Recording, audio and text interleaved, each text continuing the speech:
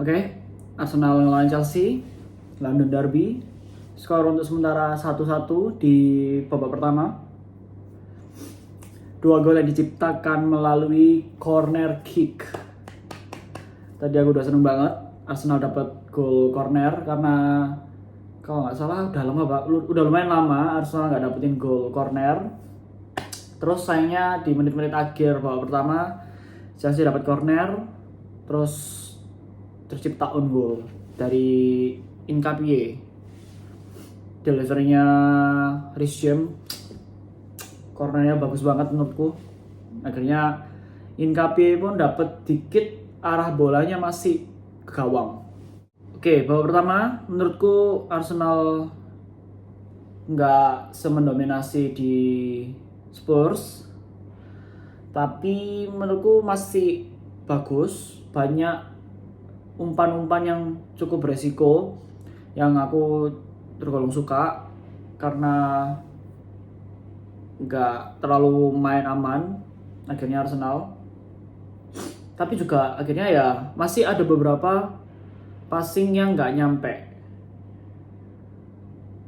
Tadi juga sebenarnya di babak pertama Arsenal banyak ciptain chance, sayangnya masih belum klinikal.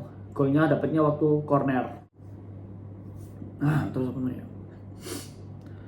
Dari pemain yang tadi kelihatan bagus itu notabene menurutku malah defendernya sih. Nketiah wingback. Terus Timber juga tadi bagus, banyak beberapa kali kombinasi sama Saka dia dapat posisi buat crossing ke tengah. Jadi kayak lewat gitu Timber. Terus dari golnya juga diciptakan oleh Gabriel sama Saliba.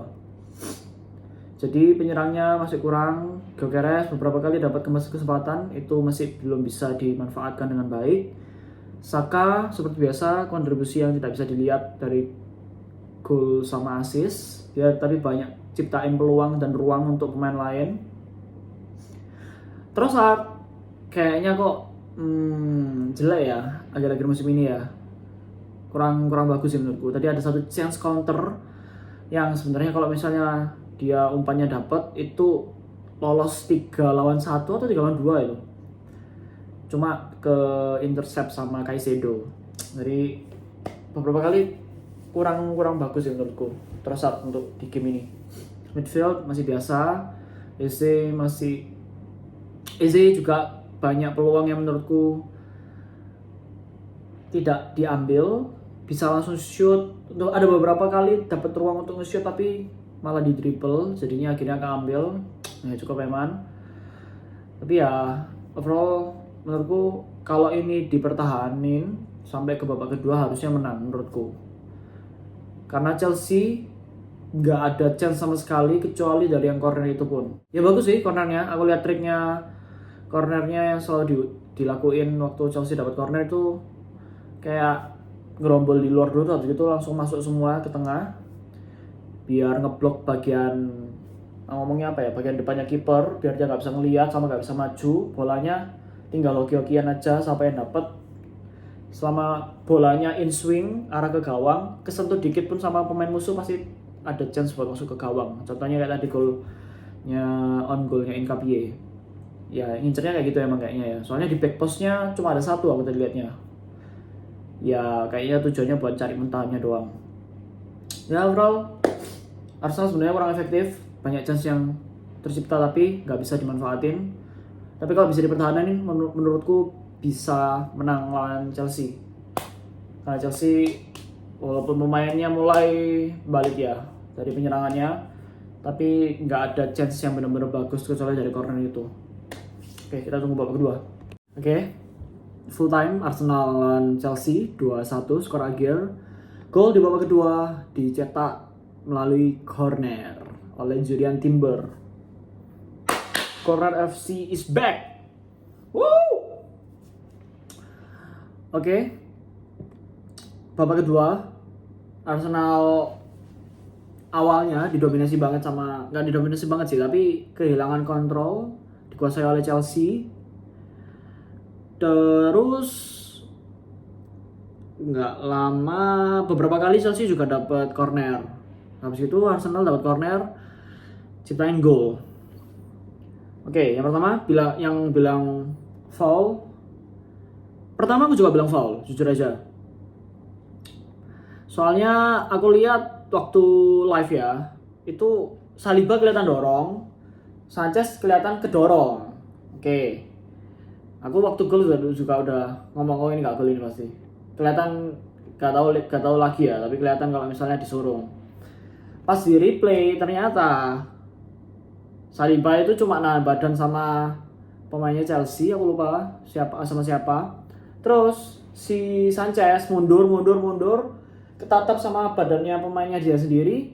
Terus kayak gak bisa lompat, akhirnya gak jadi lompat. Setelah ngeliat replaynya aku langsung bilang, oh ini pasti gol sih. Kesalahannya Sanchez. Kalau kamu mau dapetin foul 100% harus attempt buat ngambil bola.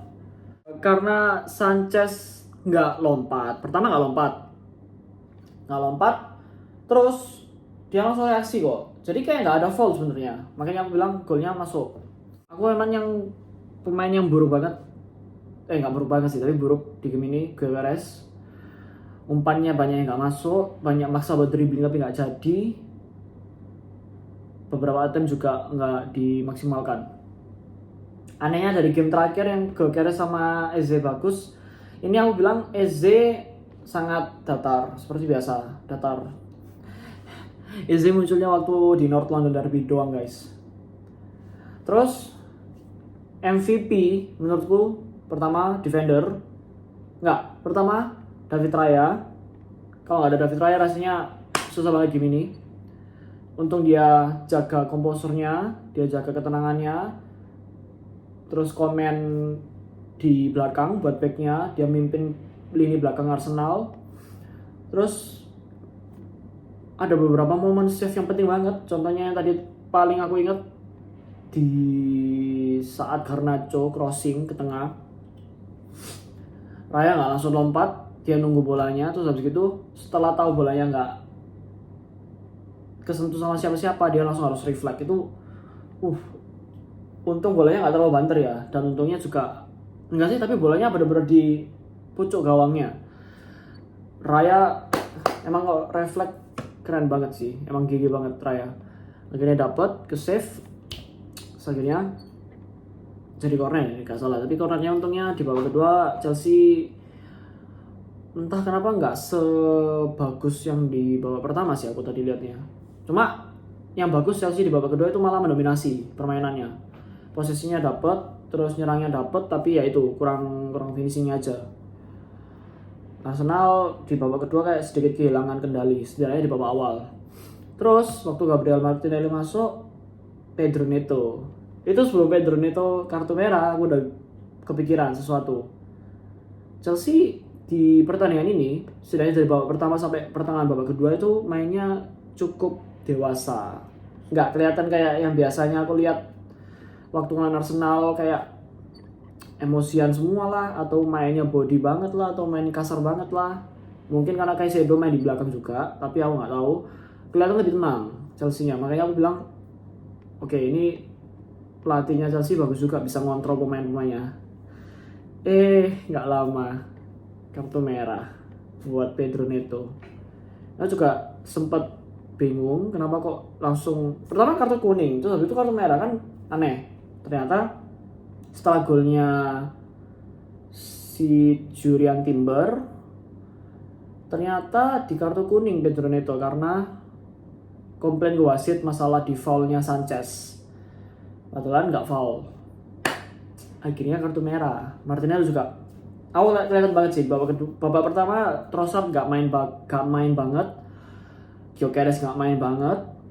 Rice juga kok akhir-akhir ini banyak bikin kesalahan, ngedraw banget sih. 3 pemain ini yang perlu diperhatiin. Gyökeres setelah North London Derby, Gyökeres. Terus habis itu Trossard lebih parah sih. Trossard paling parah. Gyökeres nomor 2. Terus Declan Rice masih bagus, tapi di bawah standarnya Declan Rice yang biasanya bagus itulah. Jadi aku kelihatan emang Oke, bagus. Arteta nggak lama-lama, pertama Martinelli langsung dimasukin. Menit-menit ke 55 itu langsung diganti sama Trossard. Terus nggak lama, menit 70-an, Kai Havertz akhirnya balik gantiin Gyökeres. Terus sama sekalian ganti Declan Rice buat Norgard. Itu juga aku suka. Norgard akhirnya main, Havertz juga dapat kesempatan buat main. Akhirnya ya aku control the ball, kontrol pertandingan karena pertama Chelsea udah tinggal 10 pemain, Arsenal udah unggul, nggak perlu maksa buat maju juga. Aku yakin bisa defense tadi untungnya. Aku nggak kepikiran kayak waktu ngelawan Wolves yang perlu ciptain 1 gol lagi, nggak. Soalnya aku yakin defense-nya kuat. Malah sebelum pertandingannya mulai aku kepikirannya malah hasilnya akhirnya itu 2-0. Tapi aku lupa kalau Chelsea cornernya juga bagus. Tapi overall statement win. Setelah ngeliat City menang lawan Leeds 1-0, Arsenal harus bisa tetap jaga jaga mentalnya, dan terbukti bisa menjaga mentalnya. Dari start yang signifikan sih nggak ada sih ya. Mungkin tendangan sudutnya Chelsea ada 10, sedangkan Arsenal 5, tapi Arsenal dapat 2 gol. Memang corner FC is back. Ini yang penting sih. Aku yang seringnya golnya dapat gol corner, soalnya beberapa waktu sebelum ini Arsenal cornernya jelek banget, nggak dapat sama sekali malah. Dari kejadian kuncinya tadi, ini ada apa ya? Aku yang inget sih sebenarnya ya cuma kesempatan terakhir itu yang gol dari Delap, nggak salah. Untungnya ya offside, kelihatan offside sih sebenarnya dari sundulannya siapa namanya, aku nggak tahu sundulannya siapa itu, tapi kelihatan offside si João Pedro, soalnya lewat banget. Tapi itu aku kalau nggak salah ingat Gabriel yang pinter juga sih, Gabriel Magalhaes, soalnya dia maju biar João Pedro langsung offside, kelihatan sengaja buat dimajuin. Banyak banget tapi pemainnya Chelsea tadi yang kartu kuning, jadi aku menurutku peningkatan dari pelatih barunya itu mungkin muncul di secara taktikal, terutama yang kelihatan mencolok banget sebenarnya cornernya bagus banget. Cuma overall ya nggak bagus-bagus banget. Aku pikir tadi yang paling penting sebenarnya malah kalau manajer bisa ngontrol emosinya Chelsea sih. Soalnya Chelsea kualitasnya bagus jujur aja. Cuma kenapa temperamen banget pemain-pemainnya. Oke, sedikit berat. Arsenal next match itu ngelawan Brighton di pertengahan minggu. Ini pasti bikin capek sih, tapi semoga bisa kuat Arsenal. Soalnya next juga ada FA Cup sama Champions League. Ngelawan Leverkusen tanggal 12. Ya masih lama sih, masih 10 hari lagi. Tapi di rentan 10 hari itu kita main 3 game. Nah, cukup banyak. Oh iya, masalah. Semoga bisa Arsenal menahan posisinya. Oke, kita tunggu. Next selanjutnya adalah melawan Brighton.